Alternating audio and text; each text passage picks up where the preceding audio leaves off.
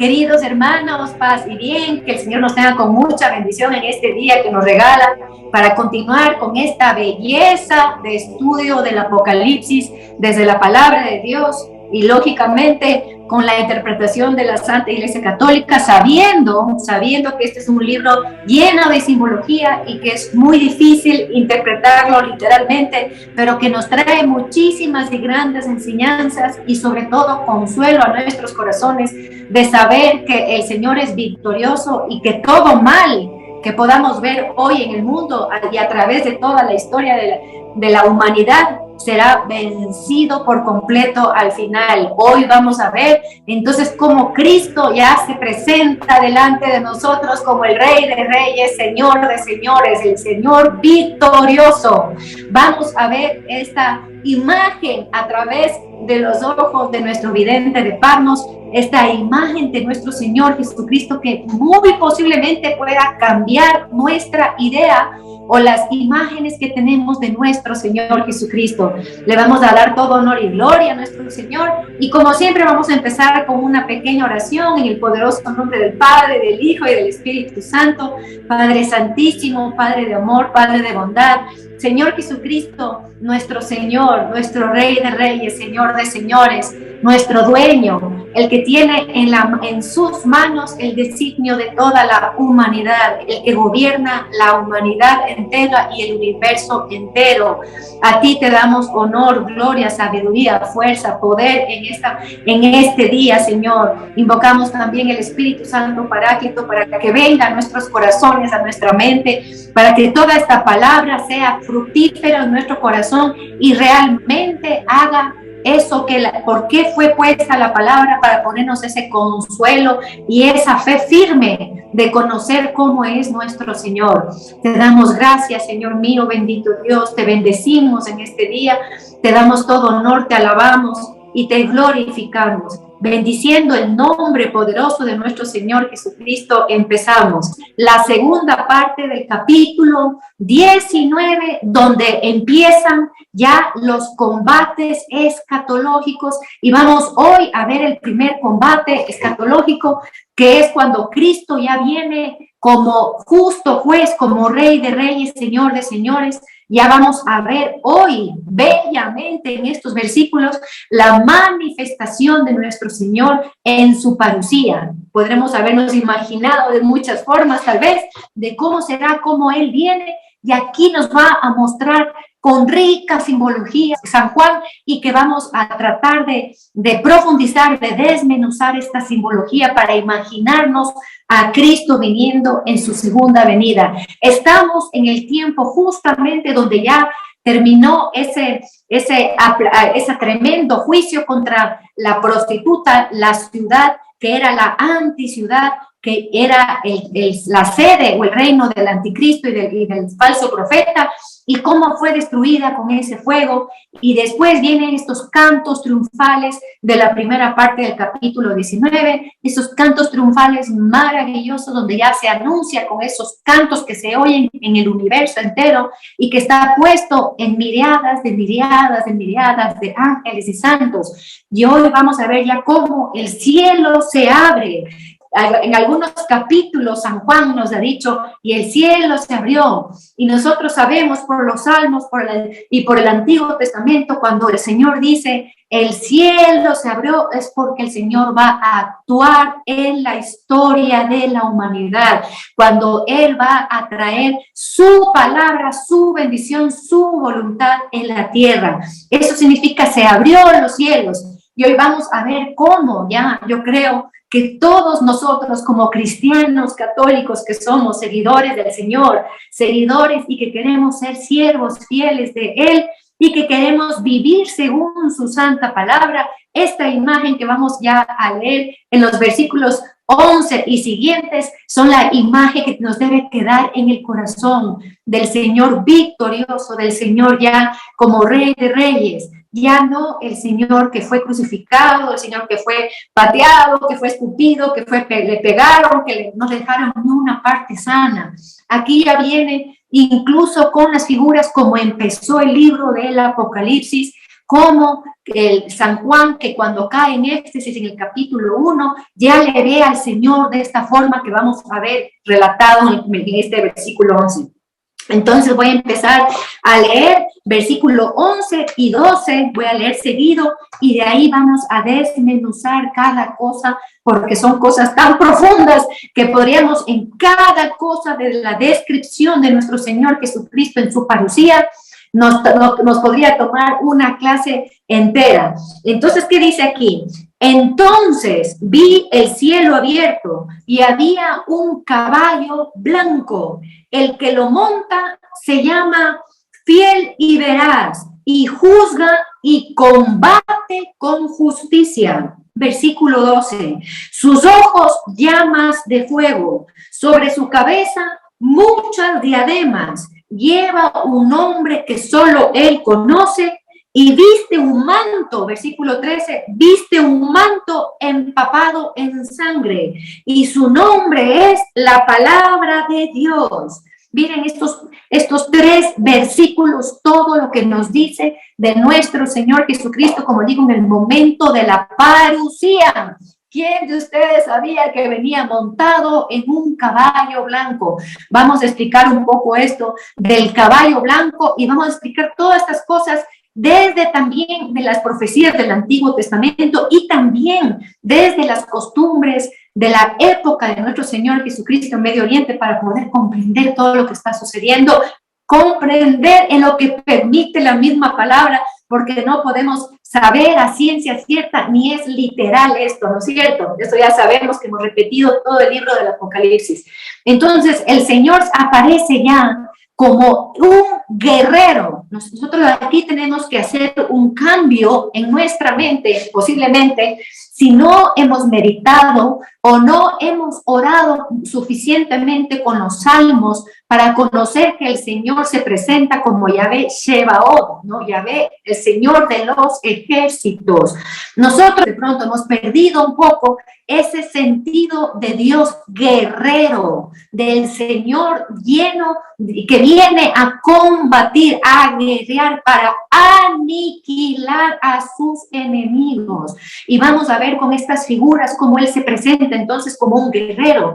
Vamos a ver a Cristo, nuestro Señor Jesucristo, entonces con este título del Señor de los ejércitos, del Señor que viene a poner guerra, del Señor que viene a poner aquí combate para aniquilar y así cumplir todas las promesas que se hicieron, las profecías del Antiguo y del Nuevo Testamento sobre Cristo poniendo a sus enemigos al estrado de sus pies.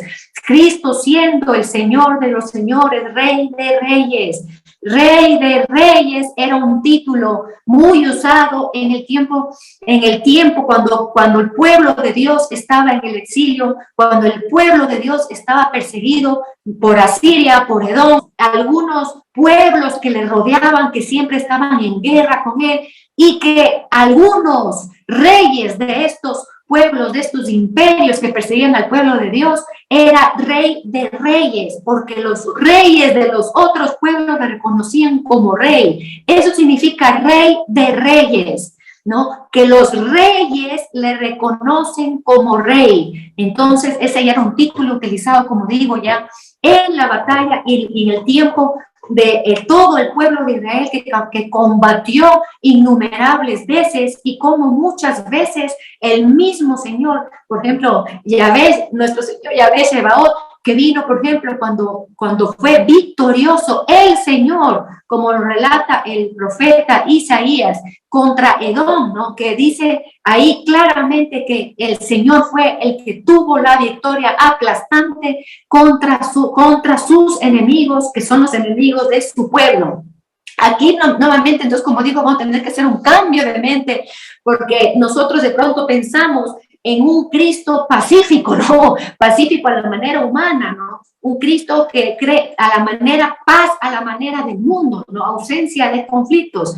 Cuando el mismo Señor Jesús, Él dijo, vengo a poner la espada, ¿no es cierto? Vengo a poner la espada, y este título poderoso de guerrero, de que viene de combate, como justo juez, Señor de señores, Rey de reyes, es importantísima en la cristología escatológica. Importantísimo que nosotros como cristianos que amamos al Señor conozcamos esta faceta o esta parte de la esencia de la segunda persona de la Santísima Trinidad, que Él mismo viene en estos momentos cuando se abre el cielo montado en este caballo blanco. Él mismo viene a combatir. Él viene como general, digamos, porque detrás de él, ya vamos a leer más adelante, viene todo el resto del ejército, también montado en caballo blanco. Aquí vamos a ver, nosotros recordarán en Apocalipsis, en el capítulo 6, cuando se abre el primer sello, recordarán que aparece ahí también un personaje montado en un caballo blanco, ¿ya? Y veíamos que ahí él era representante del Hades y la muerte. ¿Qué estaba simulando? Obviamente el anticristo simulaba a esto que estamos leyendo hoy, a Cristo que viene a triunfar, y por eso también aparece el anticristo montado, ya en el capítulo 6, como digo, en el primer sello, montado en caballo blanco. Recordemos que el anticristo quiere imitar y que hace toda una parodia de la segunda persona de la Santísima Trinidad, y veíamos cómo incluso en el capítulo 13 el anticristo aparece llagado y resucitado, ¿no? Con estas imágenes que son propias de nuestro Señor, y aquí ya Cristo aparece, ya se abrió el cielo y ya los ojos de la tierra le están viendo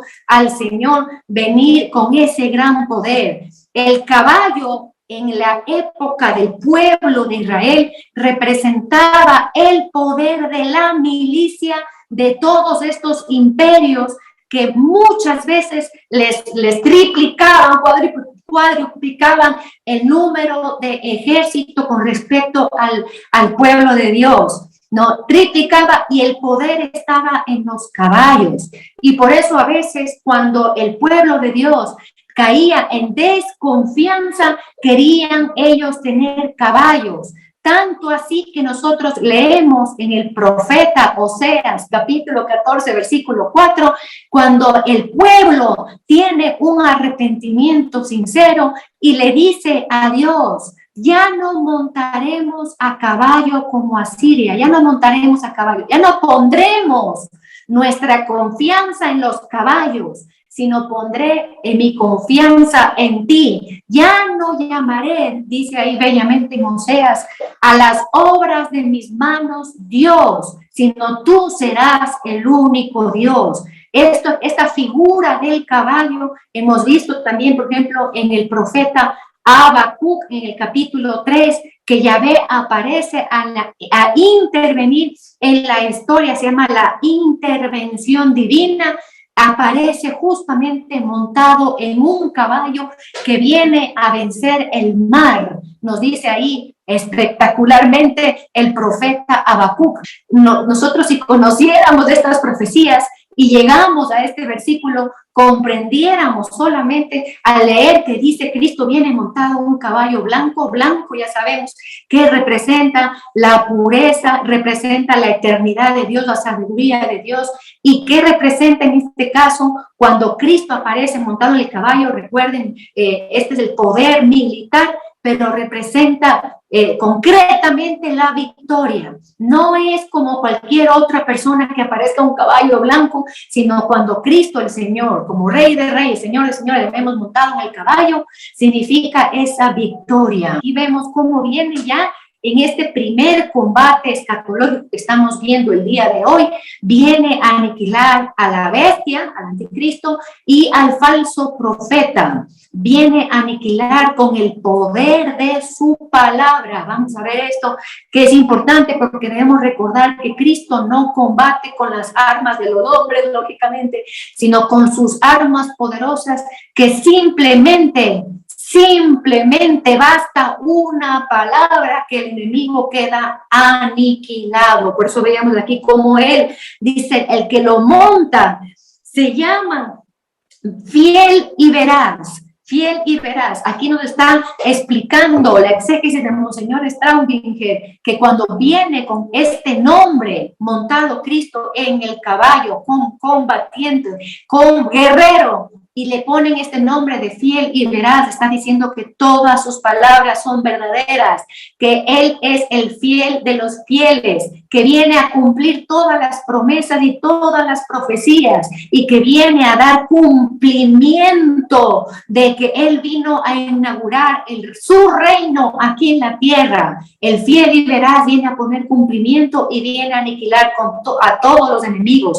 Hemos visto cómo progresivamente en todos los capítulos anteriores, con los sellos, las trompetas, las copas, progresivamente fue castigando a los que estaban en contra, a los que estaban con la bestia, a los adoradores de la bestia, a los que se habían marcado con la bestia. Recordarán cómo la bestia y el falso profeta salen de la ciudad de Babilonia para juntarse con los reyes.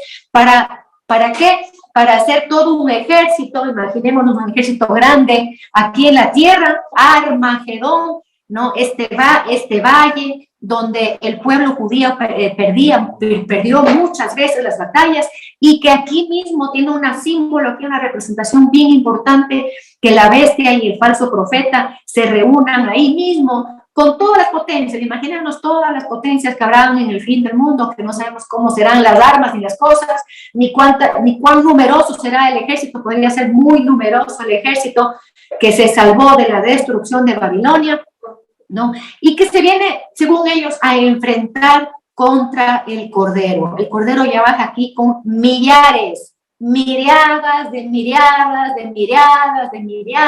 de su ejército, y bastaría solamente con su poder, con el poder de su boca, con su aliento divino, bastaría nada más que Él aparezca, pero Él quiere con los suyos tener esa victoria, con los suyos, ser victorioso en ese combate, que a las finales no es que va a haber una lucha, porque son aplastados con el poder de Dios de una forma definitiva, como decíamos, ¿no? Dice aquí, juzga y combate con justicia. Hemos dicho que todo el libro del Apocalipsis nos ha resaltado esa justicia divina, que hace las cosas que de pronto para nuestra cabecita no comprendamos, no entendamos por qué el Señor hace estas cosas, estas plagas, estas copas, o por qué el Señor permite, castiga poco a poco a la bestia, ¿no? Hasta ver ahora definitivamente como definitivamente le castiga ya para toda la eternidad.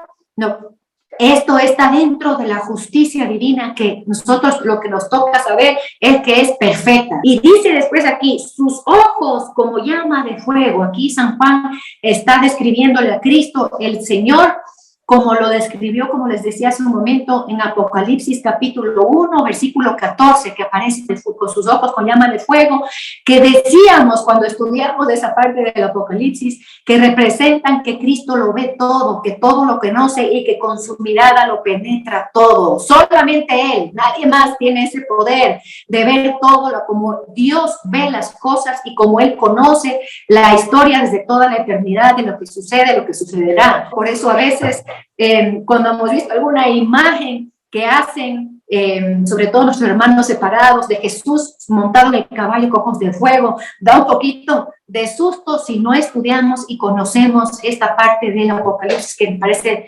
bellísimo cómo le presentan al Señor, y para mí se completa el poder de Cristo, ¿no? Que no se quedó solamente, como he dicho en otras ocasiones, ascendió el Señor y ahí le decimos, chao, ascendió y no sabemos qué pasó, ¿no? Saber cómo está Él sentado a la diestra del Padre y cómo Él está con todo poder y cómo Él viene con esos ojos de fuego, que dice aquí, sobre su cabeza muchas diademas. Recordemos que esas diademas habíamos visto que estaban puestas en las 7 cabezas del dragón que salía del mar, o veíamos como las coronas estaban puestas sobre los cuernos de la bestia, las 10 coronas, para ellos también tomar el lugar. Recuerden que siempre están queriendo tomar el lugar de Dios mismo. Y aquí por eso dice muchas diademas, no dice 1, 2, 3, 7, 10. Muchas diademas, estamos diciendo que es el Rey de Reyes, las diademas, dicen los exegetas, que posiblemente tenían esos títulos de Cristo escritos en su corona, ¿no? Estas diademas, recordemos cómo se usaba ya en el tiempo de los reyes de los imperios de Grecia o de romanos, que usaban los nombres o usaban estos apelativos que los mismos césares se autoproclamaban a ellos mismos, ¿no? Que ellos, por ejemplo, Nerón se ponía a él señor de señores en la diadema, ¿no? Ellos mismos se autoproclamaban y se ponían títulos que nosotros diríamos que blasfemos. Aquí estamos viendo que vienen con muchísimas diademas el Señor, siendo Rey de Reyes, con muchísimos títulos bellísimos que tiene el Señor nuestro Dios, y que este es uno de los más importantes porque es como vencedor. Nosotros encontramos, por ejemplo, en los apócrifos, por ejemplo, las cartas de Salomón o los libros de Esdras 3, por ejemplo, apócrifos aprobados por la iglesia, lógicamente, ¿no? De la apocalíptica judía del siglo I, vemos que lo importante para ellos del Mesías era justamente el Mesías que venía a dominar el mundo y que venía a ser Rey de Reyes, que iba a ser Rey sobre todas las naciones. Este es uno de los puntos importantes, que los judíos no aceptan a Jesús porque no se cumplía esta parte que se cumple ahora ya en la parucía del Señor. Es como que el Señor, de toda la obra mesiánica, de todas las profecías del Antiguo Testamento del Mesías, como que le divido en dos partes, ¿no? La primera venida cumple una parte y en la segunda venida ya cumple esta parte de Rey, dueño, Señor, y que viene a reinar. Y por eso a los judíos les costaba mucho, porque decían, no puede ser, si aquí dice que el Mesías domina el mundo, ¿no? Y Cristo murió en la cruz, ¿cómo puede ser, no? Entonces estamos viendo ahora cómo en la primera venida no se cumplían estas profecías del Señor como Rey, como dueño, como gobernante del universo entero. Y aquí vemos ya cómo se cumple perfectamente. Bellísimo. Y aquí dice a continuación, lleva un nombre que solo Él conoce. No, aquí nuestro Señor Jesucristo, por el vidente de San Juan, nos muestra que tiene un nombre que en los exegetas nos dicen que nosotros no podemos alcanzar con nuestra mente, con nuestro entendimiento, con nuestro conocimiento a comprender profundamente. Y por eso dicen que nadie conoce. Y después inmediatamente dice, ¿cuál es ese nombre que vamos a ver?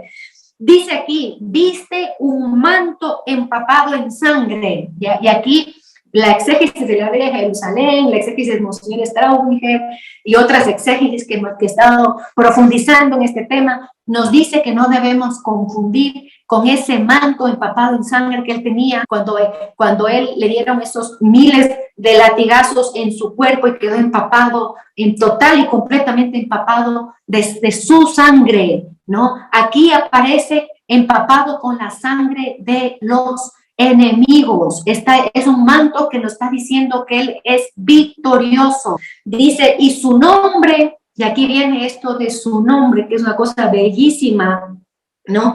Que dice su nombre, palabra de Dios. Nosotros sabemos y conocemos que solamente la literatura joánica de San Juan, ¿no? La literatura joánica es la que le pone ese nombre a nuestro Señor Jesucristo. Pero es importante que nosotros conozcamos que este nombre de palabra de Dios, en griego, logos, tiene en sí el poder, por eso dice, no alcanzamos a comprender, el poder de que con la palabra de Cristo se realicen todos los designios de la voluntad del Padre, que por la palabra de Cristo se realizaron todas las cosas, como nos dice bellamente este cántico de Colosenses 1, como todo fue hecho por Él y para Él. Vemos que el término logos empleado aquí por el autor sagrado solo aparece en el Nuevo Testamento. Solo Dios puede conocer su propia esencia, de la cual el nombre es una expresión de la esencia. Por eso dice que nadie puede conocer plenamente, ¿no? Conocer como debe ser.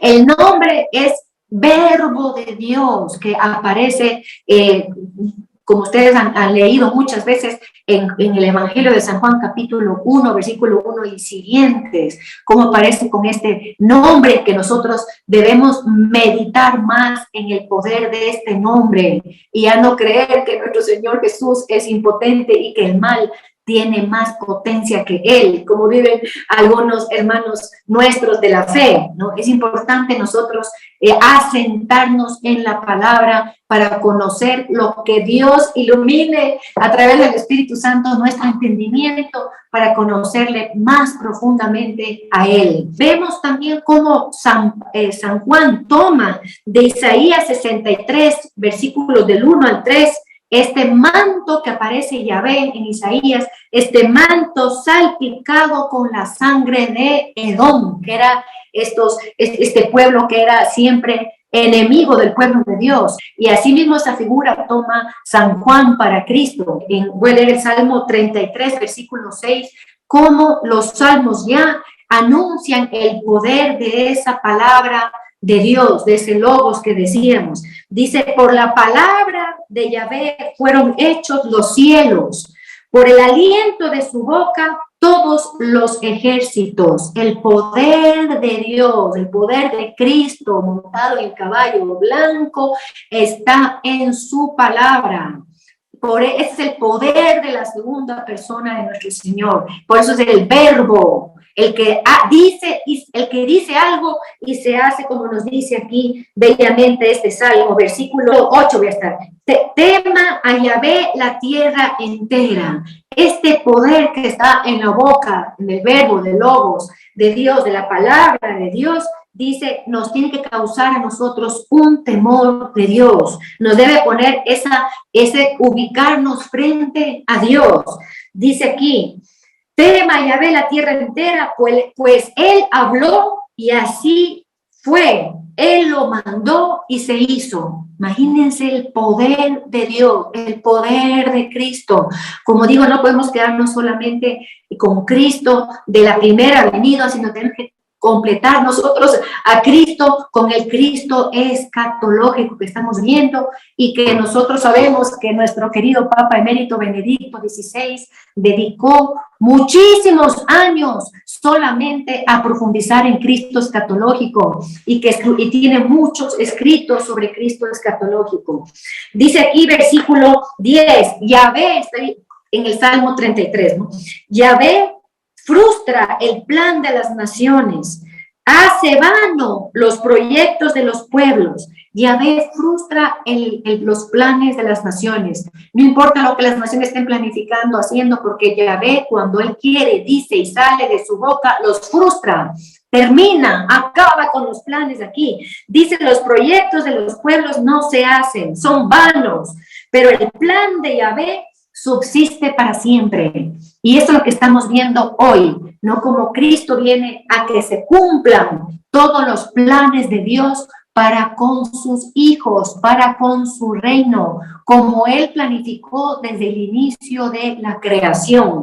Con esta descripción de nuestro Señor Jesucristo, que como digo, cada cosita deberíamos hacer una clase, ¿no? Pero vamos a continuar este primer combate escatológico. ¿Qué dice el versículo 14? Y los ejércitos del cielo, recordemos cómo viene el Señor en caballo blanco, dice, y los ejércitos del cielo, vestidos de lino blanco puro, le seguían sobre los caballos blancos. ¿Ya? Aquí nosotros tenemos que ver, por un lado, a todos los ángeles del cielo, que son parte del ejército de nuestro Señor, como nos dice en Mateo 25:31, cuando el Hijo del Hombre venga en su gloria, acompañado de todos, no unos, de todos sus ángeles, entonces se sentará en el trono de su gloria. Este versículo estamos viendo ahora, sino más descrito, ¿no? Cómo el Señor viene con sus ángeles. Pero también aquí tenemos que ver por la descripción de San Juan, que dice que están vestidos con lino puro. Sabemos que el lino puro ya hemos visto que aparecen en algunas ocasiones en los capítulos anteriores como el vestuario, el vestido de los redimidos, el vestido especialmente de los mártires que entregaron la sangre por el Cordero de Dios, ¿no? Que entregaron su sangre, que fueron fieles y permanecieron fieles a su palabra. Recuerden cómo el Apocalipsis nos hacía hincapié en la fidelidad de estos mártires que estaban en el trono de Dios, eran porque eran fieles a la palabra. Y ahora estamos viendo el poder de la palabra manifestándose ya plenamente en la segunda venida del Señor. Nos explicaba que el lino puro era las obras agradables a Dios, que eso era la representación del lino puro. Entonces aquí también vemos, junto con todos los ángeles del cielo, estamos viendo también al ejército de los redimidos, al ejército de los mártires, de los que entregaron su vida por el Señor y por el reino de el Señor. Esto es una imagen bellísima, no sé si nos estamos imaginando todo esto, ¿no? Para que quede en nuestro corazón, en nuestra cabeza, y cuando oremos también nos imaginemos a Cristo de esta forma.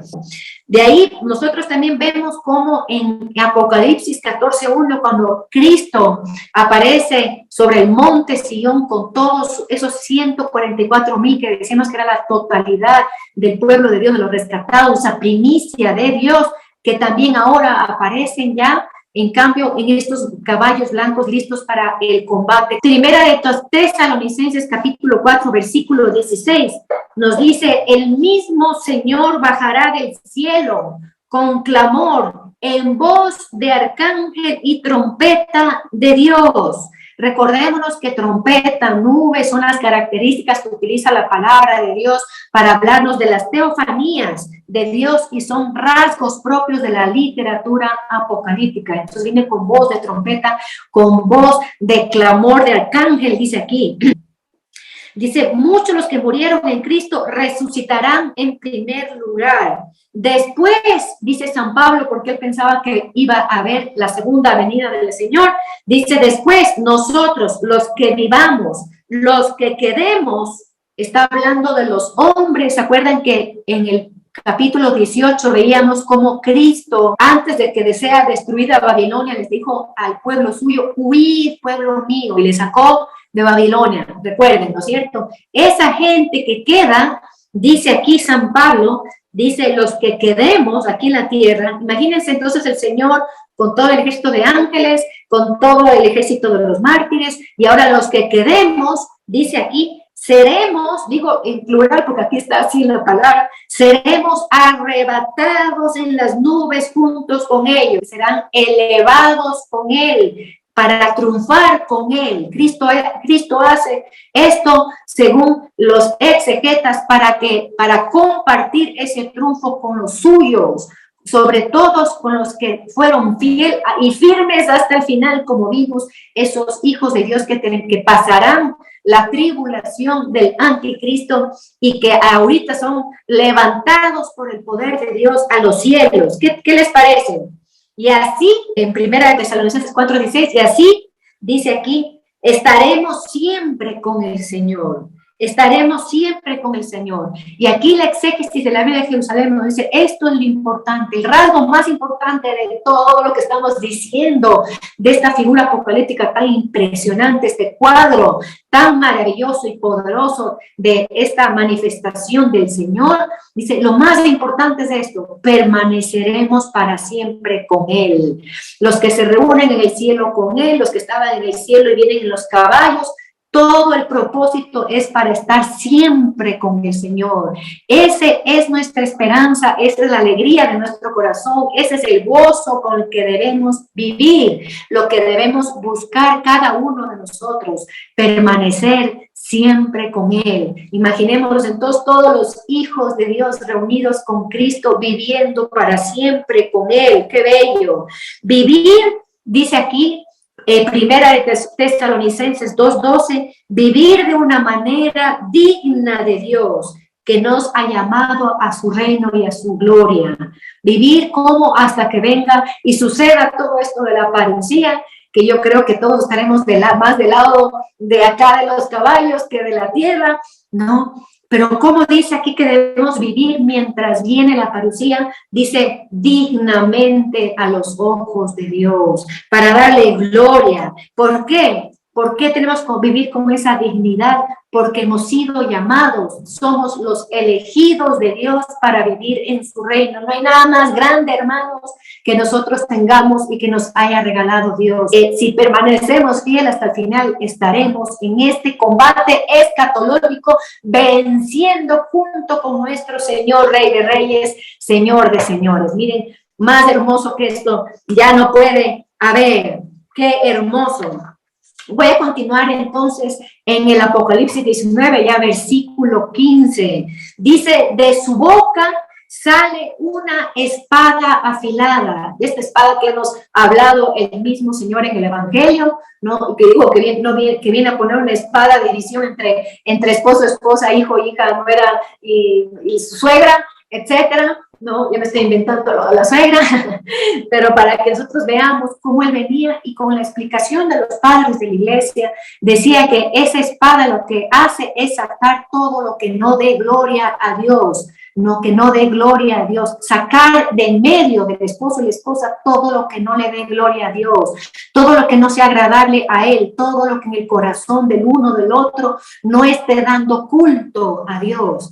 Nos recordemos siempre que las armas y este lenguaje siempre va a ser distinto a lo que nosotros nos imaginamos aquí, aunque la espada siempre también en la figura simbólica de la Biblia significa guerrear, sacar lo malo, terminar con lo malo, aniquilar con lo malo. Si Dios viene a guerrear en nuestro hogar, significa que Él viene a sacar todo lo malo, que viene a sacar, y puede ser un proceso doloroso, pero termina sacando todo lo que no sea agradable a Él. Esto es lindísimo, importantísimo, que nosotros vivamos así, con confianza en el Señor. Entonces dice aquí, de su boca sale una espada afilada para herir a los paganos. Él lo regirá con cetro de hierro. Cetro de hierro decíamos que era esa justicia divina, perfecta, amorosa, misericordiosa. Ese es el cetro de hierro. Él pisa, ¿quién? Cristo el Señor. Él viene como si montado en caballo, Él viene como guerrero, Él viene a combatir, Él viene a vencer con la espada que sale de su boca, con su palabra, con el poder de su palabra, ¿no? Y Él pisa, dice aquí, el lagar del vino, de la furia, de la ira de Dios, el Todopoderoso. Repito, Él pisa el lagar del vino, de la furia, de la furiosa ira de Dios, el Todopoderoso. Ya, recordemos lo que veíamos en el capítulo 14 de la siega y la vendimia. Recuerden cómo la hoz, cuando iba a coger el trigo que ya estaba listo, pasaba la hoz, el Señor mismo a recoger toda su cosecha de los suyos, ¿no? Y cuando hablaba de vendimia, lagar es el lugar donde se ponen la hoz, recoge también nuevamente todos los racimos de uva y lleva a lagar, que es el lugar donde son pisadas, y aquí son pisadas. ¿Qué es pisado aquí? Todos los paganos, como dice aquí, todos los que adoraron a la bestia, todos los que no se arrepintieron, como vimos, en todas estas plagas que el Señor permitía para que se conviertan, y veíamos como no se convirtieron y permanecían en su error. Veíamos, y ahora ya viene a pisar. Esa es la sangre, si nos imaginamos uvas, la sangre de los enemigos que llena y empapa, porque Él está pisando. Imagínense, los que pisan la uva terminan manchados de la uva. Así está lo que está sucediendo, y por eso veíamos cómo el Señor Jesús aparece con este manto de sangre de los enemigos, ¿no? Son figuras muy fuertes, y lo que vamos a leer a continuación también es muy fuerte, que San Juan utiliza, tomando justamente este lenguaje bíblico de la guerra contra los enemigos que vemos desde el Antiguo Testamento hasta vemos ahora en el Apocalipsis, ¿no? Aquí nos dice también nuevamente Oseas 6:5, por eso los he hecho trizas por medio. ¿Cómo hace trizas a los enemigos el Señor? ¿No? Aquí dice, por medio De los profetas los he castigado con las palabras de mi boca. ¿Ya? ¿Por qué? Porque muchos profetas anunciaban la destrucción de los enemigos de Dios. Entonces, nuevamente el poder de Dios que destruye a los enemigos está en su boca, en su palabra. Isaías 11:4.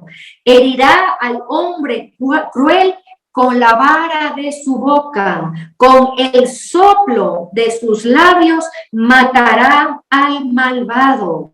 ¿Qué les parece? Con el soplo de su boca.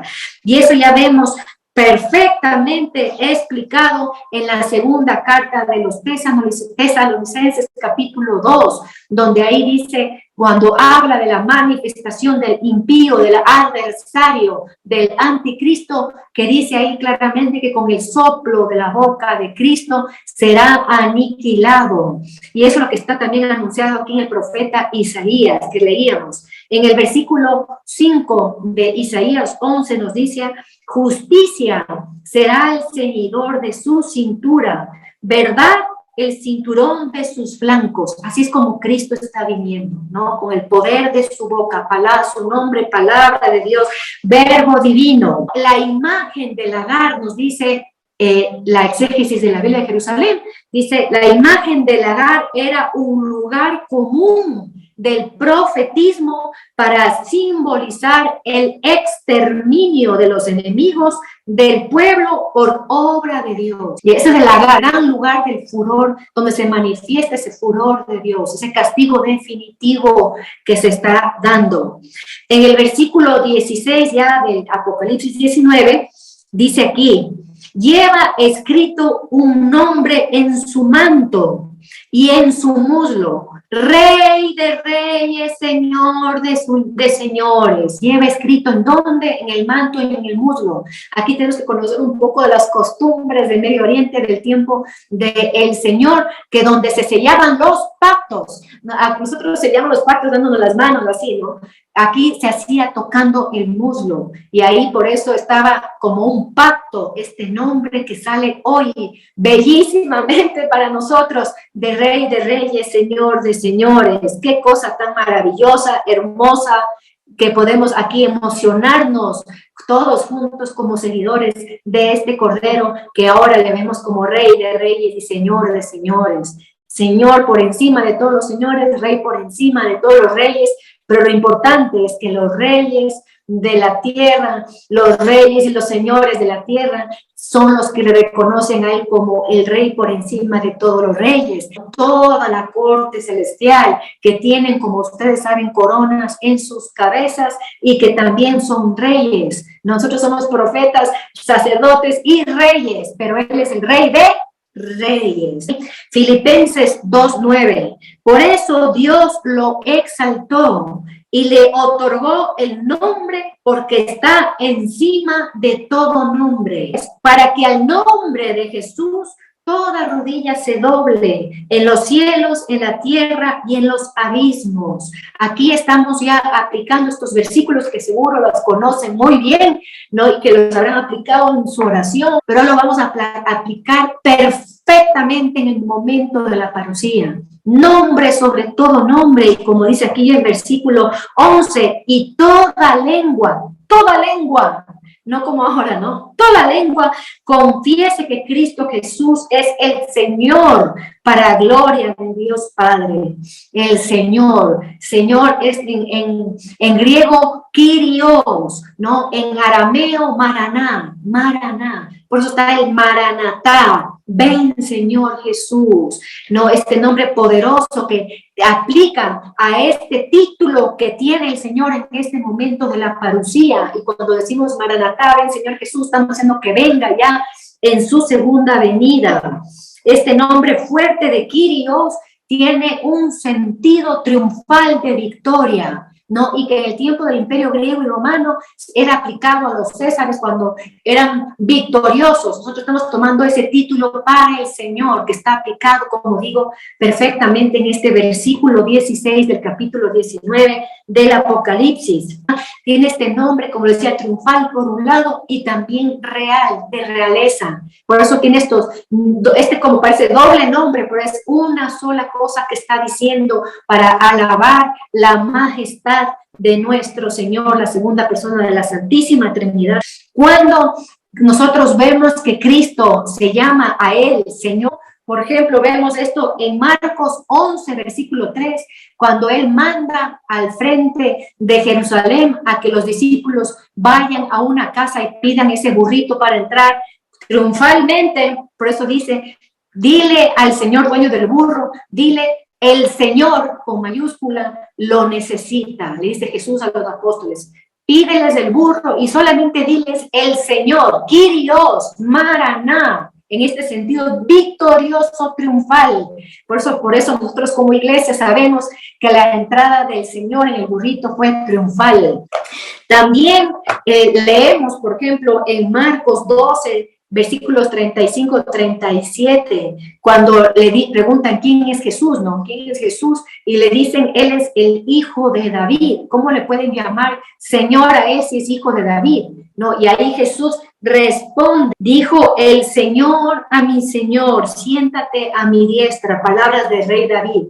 Dijo el Señor a mi Señor. Entonces está poniendo Señor por encima de David. Entonces ahí en estos versículos, ¿qué se saca de enseñanza? Es que Jesús tiene ese título de Hijo de David, pero Señor de David, ¿no? Ahí vemos cómo, solo para conocer un poco más cómo Cristo ya habló de este título poderoso, vamos a entrar ya en esta definitiva derrota de la bestia y el falso profeta. ¿Qué dice el versículo 17? Después de que del 11 al 16 ha descrito el poder que está en la palabra de Cristo para destruir a sus enemigos y cómo le presenta a Dios guerrero, dice aquí San Juan, luego vi a un ángel de pie sobre el sol. ¿Qué cosa, no? De pie sobre el sol, no tenemos que imaginarnos físicamente. Lo que quiere decir es que los antiguos sabían que el sol llegaba a todas las partes de la tierra porque da la vuelta, ¿no es cierto? Lo que está diciendo es que el ángel parado en el sol está comunicando su mensaje a toda la tierra, ¿no? Que gritaba con fuerte voz, nuevamente la fuerte voz, a todas las aves que volaban por lo alto del cielo. Venid, reuníos para el gran banquete de Dios, a las aves del cielo. Voy a explicar por qué. Dice, para que comáis la carne de reyes, carne de tributos, carne de valientes, carne de caballos, carne de jinetes, y toda clase de gentes libres y esclavos pequeños y grandes, ¿ya? Esto está tomado casi literalmente de Ezequiel en el capítulo 39, cuando habla justamente de una victoria y que por medio del profeta Ezequiel se manda a las aves del cielo a tomar la carne de todos los que murieron en el campo de batalla. Por eso en las figuras, por ejemplo, de emperadores antiguos, se les pone con aves, que uno a veces no entiende, ¿no? Con aves, ¿quiénes son las aves que comen la carne? Porque era ave de rapilla, ¿no es cierto? Que eran símbolo de que comían la carne de los enemigos. Y estoy utilizando esta imagen que es muy fuerte, tal vez para nosotros, ¿no?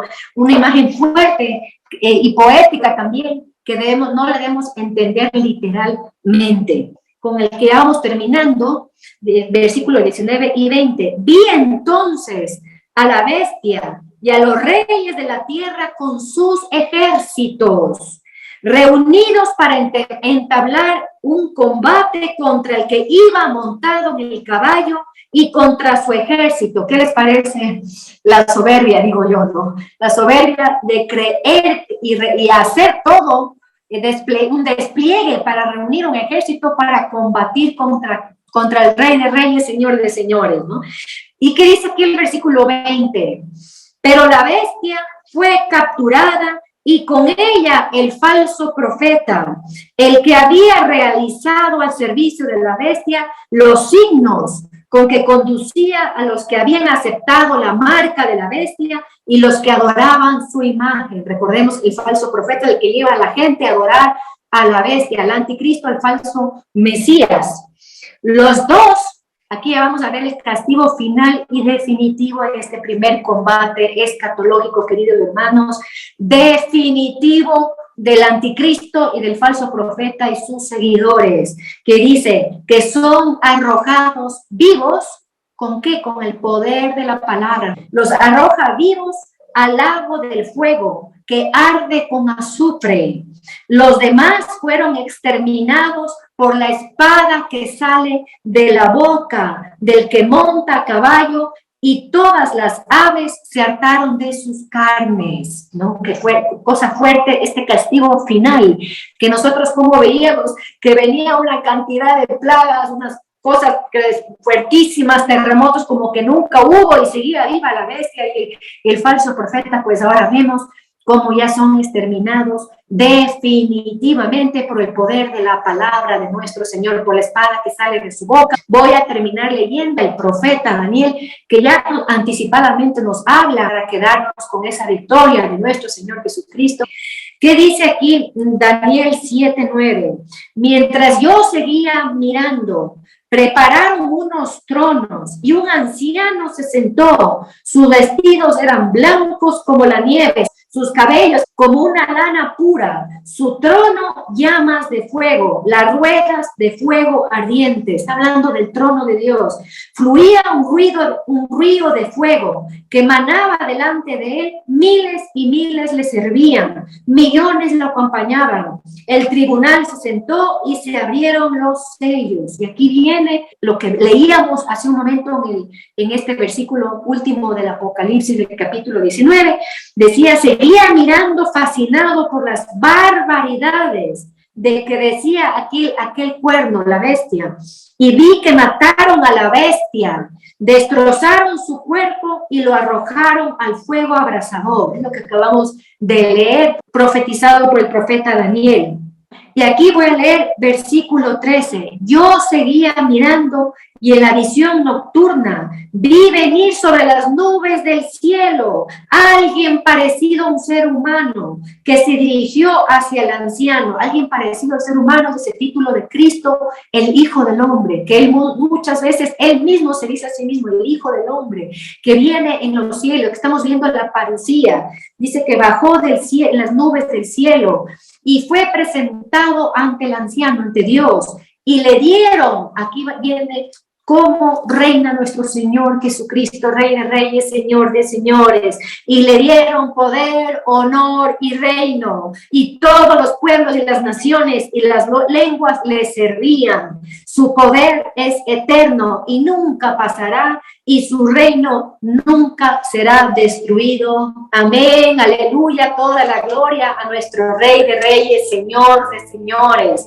Miren qué hermoso cómo vamos viendo ese poder del Señor, y sabemos que ese poder es perfecto en su justicia, en su misericordia, en su amor y en su bondad, como Él hace las cosas nuevas y como Él instaura su reino glorioso. Le vamos a bendecir entonces al Señor por habernos llamado a este reino glorioso, por habernos llamado a ser partícipes de esta victoria del Señor, por habernos llamado a montarnos en esos caballos blancos si permanecemos fiel hasta el final de nuestras vidas. Le vamos a bendecir entonces a nuestro Jesús, y con nuestra boca hoy vamos a confesar que Cristo Jesús es el Señor. No, vamos a confesar de todo corazón que Él es el Kyrios, el Señor, que tiene ese carácter triunfal, victorioso, de realeza. Bendiciendo el nombre de nuestro Señor, le decimos como siempre: alabado sea Jesucristo, por siempre sea bendito y alabado. Amén. Toda la gloria a nuestro Rey, dueño y Señor. Amén.